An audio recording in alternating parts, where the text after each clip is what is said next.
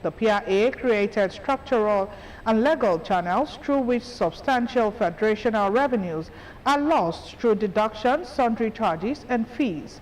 Under the current PRA framework, NNPC Limited retains 30% of the Federation's oil revenue as a management fee on profit oil and profit gas derived from production sharing contracts, profit sharing contracts, and risk service contracts. The statements noted that the executive order seeks to correct the inherent contradictions in the existing PRA. Given the existing 20% retention, the additional 30% management fee is considered unjustified by the federal government as the retained earnings are already significant to support the functions NNPCL perform under these contracts. Moving on, as part of efforts to ensure equitable distribution of people-oriented projects, Prince Dapo Abiodun has inaugurated the Lantoro Okeyidi Road in Abeokuta. The governor says the project reflects his administration's commitment to infrastructure, development, and improved connectivity across communities in the state. Governor's office correspondent Chisel Gediu has the details. The commissioning of Lantoro Okeyidi Road stands as another milestone in the infrastructure drive of the present administration. Governor Abiodun says the road serves as a strategic link with Abeokuta South local government, providing easier access to key facilities including the Sacred Heart Hospital and the Muslim Youth Prayer Ground. He notes that in the last 6 years, his administration has constructed 39 roads across Ogun Central Senatorial District. Now you can tell me how many governments before me constructed 39 roads in their 8 years of governing Ogun State. It stands to reason that obviously previous administration hardly did anything.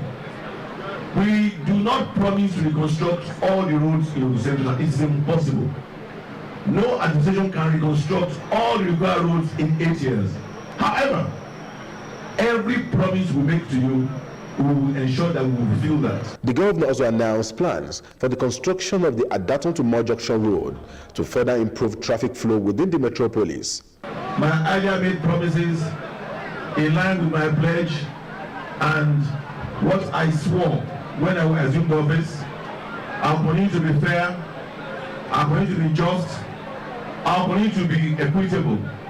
I pledge that I will not develop any part of this state at the expense of another. I am making that pronouncement that I will instruct our contractors to mobilize to the car wash Mo Junction so that you can enjoy that dual carriageway. Earlier in his welcome address, the State Commissioner for Works and Infrastructure, Engineer Ade Akisoya, explains that the Lantoro Okeyidi Road, which adjoins the Lantoro Elite Road, enhances accessibility and boosts socio-economic activities for residents. His Excellency President Abiodun CON had determination to continually fulfill his campaign promises to the good people of Ogun State. This led to the construction of Lantoro Okeyidi Road. A member of the House of Representatives representing Abeokuta South Federal Constituency, Honorable Afolabi Afuakpe, commends the governor for sustaining momentum in road infrastructure development across the states. We are going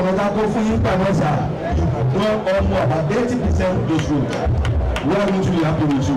When you are resourcing and then and you'll be getting the results. We are proud of you. We continue to ask for more. The Alaki Empowerment of Egbaland, Oba Adigdotun Aremugbadebo, describes the road as significant, noting that it links several communities and facilitates movement within the area. I want to thank the governor especially for being a listening governor.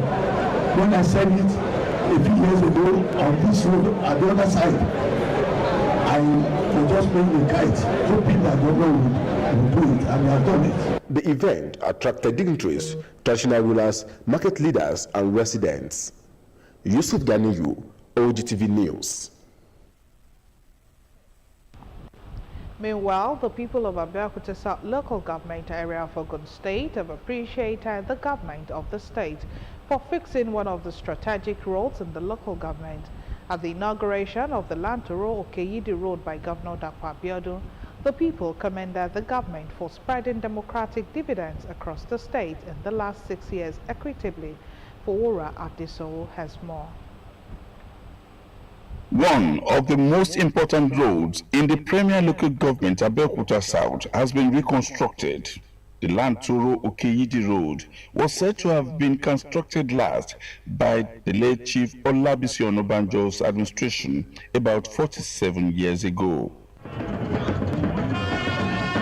Enthusiastic people comprising artisans, market men and women, transporters, and traditional rulers accorded Prince Dapo Abiodun, Governor of Ogun State, a rousing welcome to the inauguration ceremony. The road leads to Eid Praying Ground, Sacred Heart Hospital, Lantoro, Neuropsychiatric Hospital, Annex, Lantoro, and the Sacred Heart School of Nursing, all in Abeokuta South Local Government area. The chairman of Abeokuta South Local Government, Afeez Balogun, and major stakeholders say the people have not heard it so good. They say when a governor is doing the second term, they pay less work to developmental work, but in our own case, it's very different. In fact, I can almost say that the ratio of work between first and second administration second term is even way more than first term. So you can see that our governor is an able working governor. We are very, very lucky because on a daily basis, the government is putting in very solid infrastructure, and which to me is like building the future. He was the first governor to allow the aeroplane to land in Ogun State. He did the job, and he constructed many roads in Ogun State, did different bridge in Ogun State, so we appreciate him.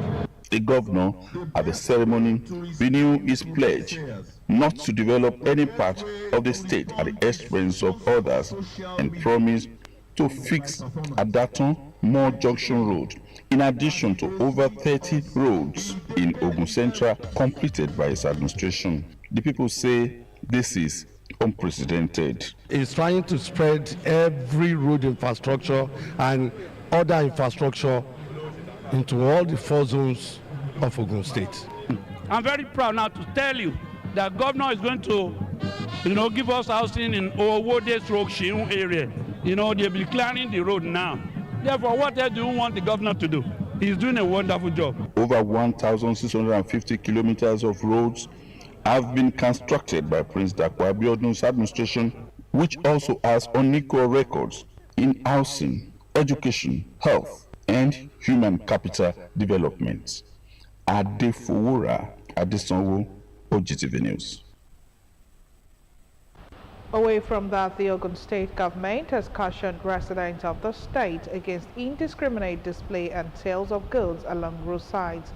The warning follows the recent accident that occurred at the toll gate area of Ota in Ado-Duota local government area of the state, which resulted in the loss of lives and property. The State Deputy Governor, Engineer Noimot Salako Oyedele, who was on the spot assessment of the accident, saying on the instance of Governor Dapo Abiodun, gave the admonition on behalf of the government. She stressed that street trading is a vice that unnecessarily exposes those involved to danger and makes them vulnerable to accidents such as the one that just occurred in the area. She noted that the government has provided market stalls for commercial activities in the best interest of citizens.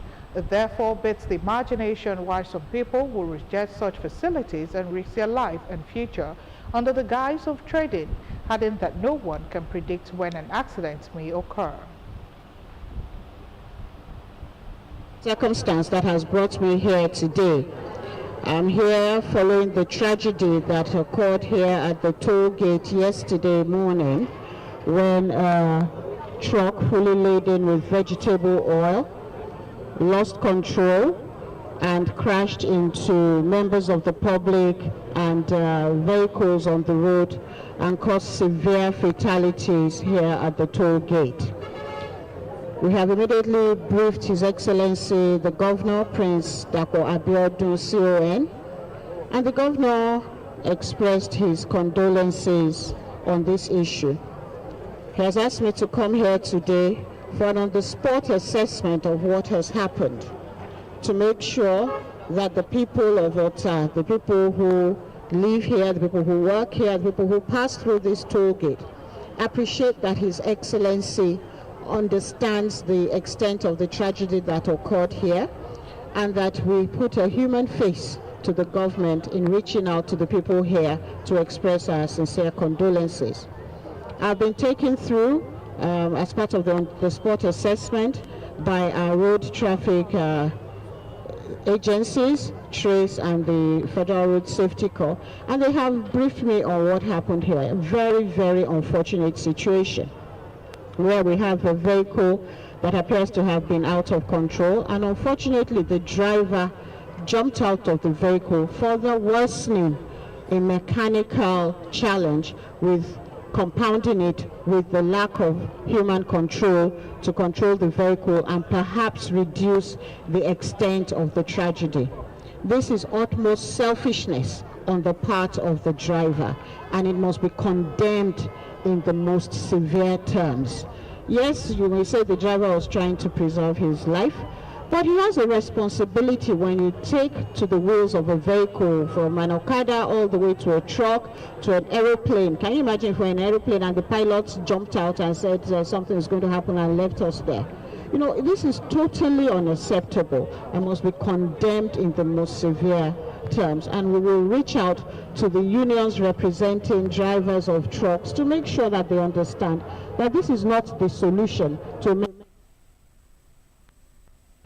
Engineer Salako Oyedelewu said she was personally pained by the incident, especially as it occurred in her homestead, extended the condolences of the government and people of Ogun State to those affected. She assured that the surviving victims will be adequately taken care of, while the government continues to put preventive measures in place to forestall future occurrences. She appreciated the Olota of Ota, Oba Abdukabil Oba Lanlege, the leadership of the local government council and its team, operatives of the Federal Road Safety Corps, Ogun State Traffic Compliance and Enforcement Agency, as well as road unions for their swift response in managing the situation. Earlier, in his remark, the Olota of Ota, His Royal Majesty Oba Professor Abdukabil Oba Lanlege, condemned roadside trading, stating that the loss of lives could have been avoided if people had complied with the directive not to trade by the roadside. He also commiserated with the families of the deceased and prayed that God grants them eternal rest.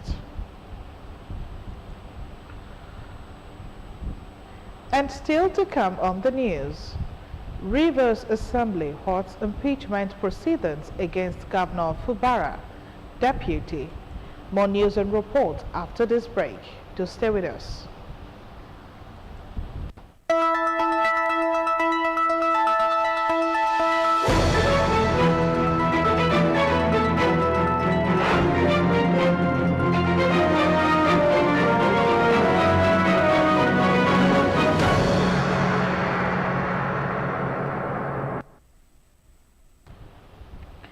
You're still watching the comprehensive news package on OGTV. The federal government has ordered the immediate closure of a mining site in Plateau State after about 37 villagers reportedly died from inhaling toxic gases during artisanal mining activities. Following the incident, the Minister of Solid Minerals Development, Dele Alake, directed that all activities within mining license 11810 operated by Solid Unit Nigerian Limited be suspended after the tragedy in the Zura community of Wase local government area. The minister gave the directives in a statement by the Special Assistant and Media to the Minister, Shegun Tomari, in Abuja. Tomari said the minister was on a condolence call to the Plateau State Governor, Caleb Mutfwang, where he expressed deep sorrow over the loss of lives and described the victims as innocent citizens trying to earn a living. The minister has also dispatched a high-level investigative team led by the permanent secretary in the ministry, Yusuf Yabo, to determine both the immediate and remote causes of the incident and recommend sanctions. The team, according to the statement, includes experts in mining, environmental compliance, and artisanal and small-scale mining cooperatives. Following international concerns over elevated lead contamination levels in Ogijo, Ogun State government is stepping up regulatory action to safeguard public health and the environment. The move came after a report by the New York Times on the subsequent selling of 7 used lead-acid battery recycling companies in November 2025. Nkem Ago reports. The Ogun State Ministry of Environment inaugurates a joint compliance monitoring committee to ensure environmentally sound management of used lead-acid batteries, popularly known as ULABs in Ogijo. Commissioner for Environment Ola Aresoya presided over the ceremony, reaffirming the state government's commitment to promoting public health and preventing hazardous industrial practices. He explains that the committee is established as a proactive measure to strengthen regulatory oversight of industries engaged in recycling and processing of used lead-acid batteries. That any form of compromise will impact on their health, will impact on their children's health, and may be terminal, even if they should ever compromise. It is not just about government alone coming to have this oversight. This community, they are the primary stakeholder when it comes to adhering to best practice in this. OGEPA will continue to provide the technical support for these community members. We continue to educate them on the dangers that is associated with the industries that are operating around them. According to the commissioner, the committee is tasked with conducting routine inspections, enforcing environmental regulations, monitoring missions and waste disposal processes, and ensuring strict compliance with both national and international environmental standards. He urged operators in Ogijo to cooperate fully, stressing that government will not hesitate to sanction any organization found violating environmental laws. Members of the committee include representatives of the relevant government agency, environmental experts, community leaders, and other critical stakeholders. They express readiness to discharge their responsibilities diligently and pledge to collaborate in achieving sustainable and environmentally safe practices. You and I know, unless you just want to hide behind the scene, that there is an issue. And once we identify there's an issue, we should all work together to find solution to that issue. And that is the purpose of why this committee is being inaugurated. Residents of Ogijo welcomed the development, describing it as timely and necessary in addressing long-standing environmental concerns in the community. Nkem Ago, OGTV News. In a bid to ensure the well-being of the citizenry, the House of Representatives has probed into the environmental pollution caused by the illegal disposal of used batteries across the country. The move, initiated by the House Committee on Environment chaired by Honorable Mike Etaba, is part of the lawmakers' oversight role to ensure compliance with environmental laws and address growing concerns over hazardous waste management, improper disposal, unlawful auctioning, and indiscriminate dumping of used batteries. The menace has been identified as serious threats to soil, water bodies, and air quality and public health, particularly in communities where informal recycling and unsafe handling practices are common. The investigative panel of the committee, chaired by Honorable Teserubo, is tasked with assessing compliance by both public and private sector organization with existing regulations governing the handling, storage, transportation, and disposal of used batteries. The committee stressed that the accountability and strict enforcement are crucial to preventing further environmental damage.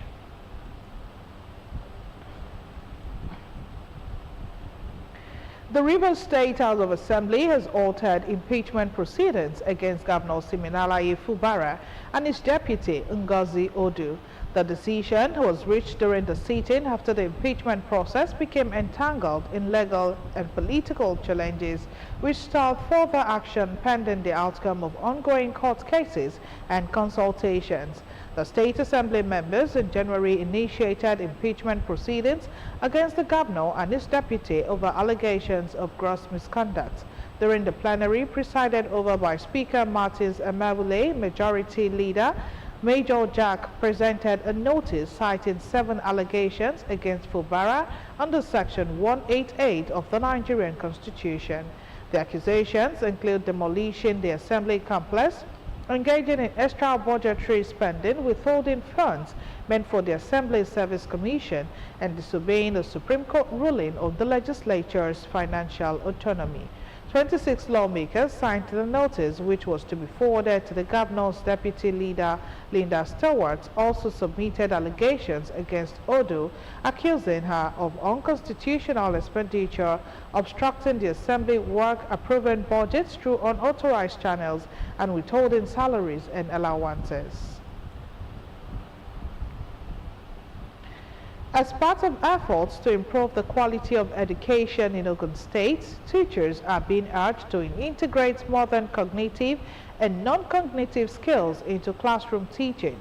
The charge came at the end of a 2-day capacity building workshop organized for public secondary school teachers, principals and vice principals across the state. Taiwo Fabajo has more in this package. The workshop is designed to enhance teaching methods and promote effective learning outcomes in public secondary schools across Ogun State. Facilitators, most of whom are university lecturers, emphasize the need for educators to adopt innovative and digital teaching strategies that encourage critical thinking, problem solving, and emotional intelligence among students. They urge teachers not to give up on students considered difficult, but instead understand their individual needs, including their health status, while remaining gender sensitive and avoiding intimidation in the classroom. We cannot give up on these students. Remember, they are children, and whatever they learn at this stage, they can unlearn and then relearn new behavior. That's the beauty of a child. A child can learn a behavior. You can teach that child to unlearn that behavior and learn the good behavior. So it's a continuous struggle as teachers. If you input into all the students good behavior, you input into them diligence, honesty, they will process it. And that is the exact thing they are going to give back into the society. Teaching them is not all about cognitive aspect of it. We should be impactful into their lives. We should monitor their progress. We should assess them properly. A representative of the chairman of the Teaching Service Commission explains that initiative aims to strengthen the quality of education in public secondary schools and equip students with relevant skills needed to thrive in a rapidly changing world. Globally, evidence continues to affirm that teacher quality is the single most important school-based factor influencing student achievement. Participants described the training as timely and impactful, noting that it equips them with practical tools to improve classroom engagement and learning outcomes. They call for continuous training and retraining for teachers in public schools to sustain improved performance. Very interesting and educative. I really learned a lot, most especially even from the program itself. It was scanning a barcode, that is using digital technology in transforming messages to us. And it really helped us in developing our instructional materials digitally. You talk about the iTools, talk about how to manage your class effectively, talk about using good instructional materials and making students understand learning in a more digitalized manner. I will implore the commission to help us in organizing a series of this in order to assist with teachers. Management staff of the commission, principal generals from Egba, Remo, Ijebu and Yewa divisions, educationists and health experts are in attendance. Still on education, it was a moment of pride and promise as Chrisland University formally inducted 411 fresh students into its academic community for the 2025-2026 academic session. The 11th matriculation ceremony held at the University Auditorium in Abeokuta signified the official admission of the new students into various faculties of the institution. Olaide Oloye Sholuade reports. academic processions by members of the university management, governing council, and the lecturers set the tone for the ceremony. As parents and well-wishers witnessed the symbolic oath-taking that formally welcomed the student into different departments and faculties. Administering the 11th matriculation oath, the registrar, Samuel Omotosho, charged the students to remain disciplined, avoid social vices, and maximize the academic and extracurricular opportunities available on campus. I will faithfully observe all regulations which may from time to time be issued by them for the good order and governance of the university. In her address, the Vice-Chancellor, Professor Oyeduni Arulogun, congratulates the matriculating students, describing the admission as a reflection of resilience and determination, while stressing the need for commitment to uphold the institution's rules, values, and ethical standards. Today, we take an oath. It is more than a formality. It is a declaration that you are ready to join a community of scholars bound by standards, ethics, and shared purpose. You should appreciate the fact that your success or failure in life is in your hands. You should work hard to make your dreams come true.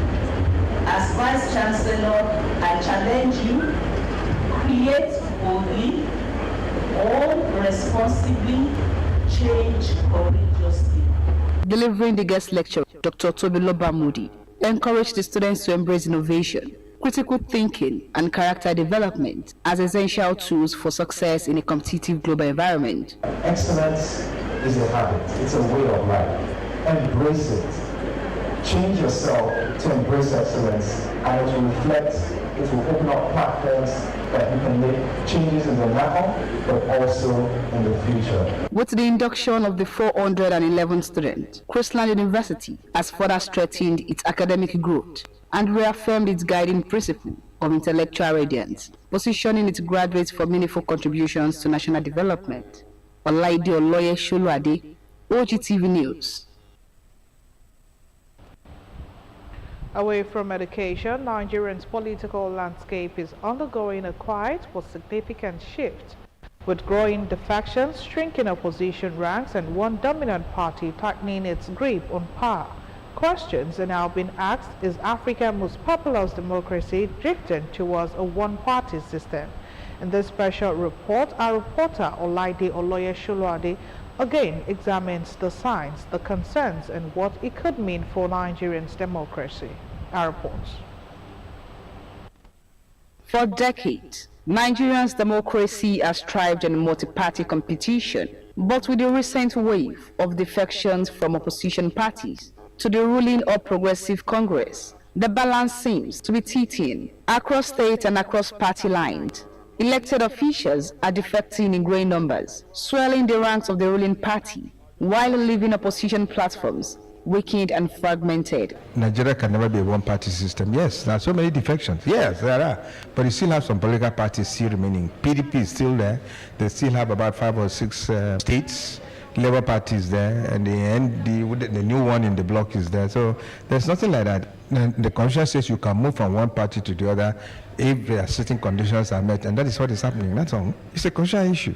Some wonder democracy suffers when power becomes concentrated. They argue that a weak opposition reduces accountability, limits debate, and creates an environment where dissenting voices are easily sidelined. What this is just trying to tell us is the fact that we don't have ideological political space. Most of our politicians tend to, jump ship when the ships are down in the other hand, and it's not really good for our polity, because what it does is that it weakens the opposition, it weakens constructive criticism, and it weakens the people's opinion out there, because once everybody is in one basket, the divergence of opinion will not be there. Yet, some Nigerians insist that Nigeria is not heading towards a one-party state, pointing to the constitutional safeguards. independent institutions, and an electorate that has repeatedly shown its willingness to vote for change. I will tell you that if the next, after 4 years or anywhere, APC is out of the federal government, the same drift will reoccur. It has occurred before when PDP was there. So it's nothing for anybody to lose sleep over. We just ensure that whoever is put forward during election, we, the citizens, we should try to exercise our franchise, to believe in it. We've seen that these politicians, they don't have the interest of the populace in their heart. You understand? Once the particular party you have, maybe you are aspiring to become somebody in that particular party, and you are denying it. So the next thing is to move from that place and move to another. It's not a welcome idea, and it's not good for our politicians in Nigeria. So that one is undemocratic way of running our democratic system in Nigeria. It's not good. As the nation continues to witness political alignment and realignment, the question remains whether Nigerians' democracy is merely evolving or quietly narrowing.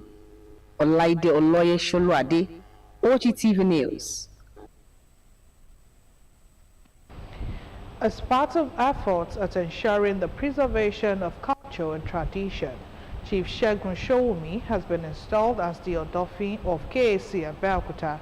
The installation ceremony was held at Ile Oguni at KAC Abeokuta. Ayodeji Tomori Olumi has the details.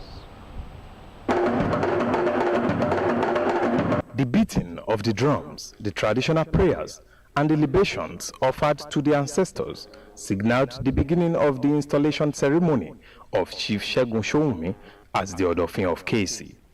The Akweno KC, Chief Akone Akinwale, emphasized that chieftaincy titles are not merely honorary decorations, but sacred responsibilities. He urges the new chief to serve with integrity, humility, and dedication. Their job is to maintain peace and order in the township, to make sure that there is a progress in the township. There is no dispute among the family, husband and wife. I make sure there is progress, both in the case township and the way in general.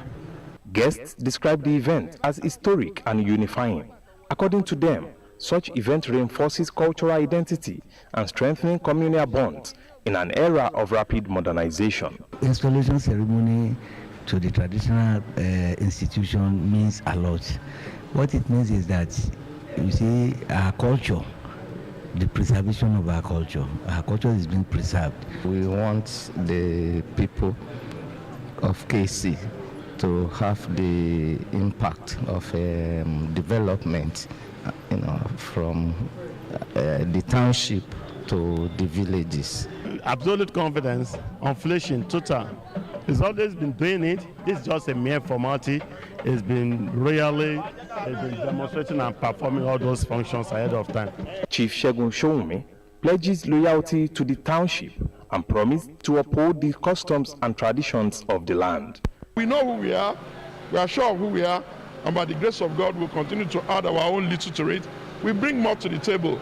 We'll look for all cases, sons and daughters, and begin to get them interested. The conferment, again, highlighted the enduring relevance of Chief Segun Showumi, not only as symbol of tradition, but as pillar of leadership and community development.